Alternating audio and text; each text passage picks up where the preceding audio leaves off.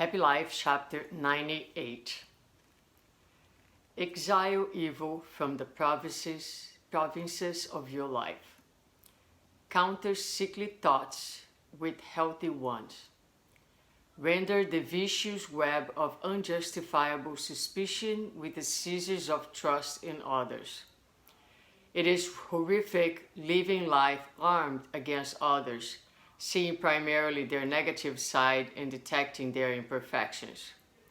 No one on earth is flawless, just as there is no one who does not have some virtue, no matter how bad he or she is. Look for the good aspect in everyone and you will find yourself well, renewed, and agreeable. What an important lesson for our happiness. She starts inviting us to exile evil from the provinces of our life, and she talks about the necessity of substituting our sick thoughts with healthier, positive, good thoughts.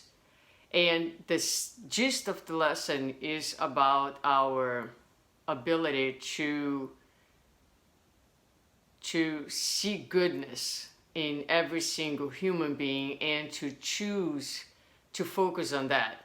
We have talked about similar thoughts before, and we live in a world where we are very, very challenged by the diversity of thoughts, the diversity of levels of awareness, and we tend to sometimes focus on the bad that we see in others. But it's important as we practice our immortality and the principles that we believe in, that we exercise to see goodness, because there is goodness in every single human being, because every single human being is a child of God.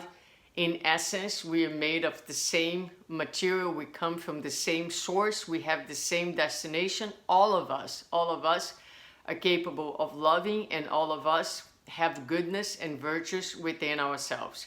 So we can choose to live focusing on the negative of others, as well as being suspicious of everyone and everything, which is really creates a very sick state of mind. And I am someone who actually have been called naive many times.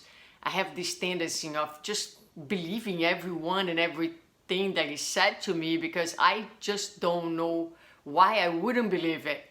And I will say that I feel okay with that, and that it's okay if people from time to time say, oh, you're too naive, that's, kind of silly or kind of foolish. I'd rather be this way, because honestly, it brings lightness to life, and if people are not being honest, it's on them, it's not on me. So it's definitely, I think, a better way of living, and this is what Joanna is proposing. And not that I'm like this all the time, but I feel like that's just something that is part of my nature at this point. So she says it's horrific living life armed against others, seeing primarily the negative side and detecting their imperfections. So the image that comes to my mind is like, okay, the day is always gray and foggy, if that is your mindset. So of course, no one is flawless and no one is an angel, right?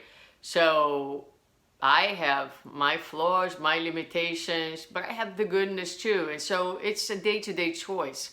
And again, we're looking at here little small strategies that can help us to live better and happier today. It's not going to be perfect. It's not going to be a paradise every day, but there are small choices and behaviors and ways to approach life that can definitely help us to have a better and happier today.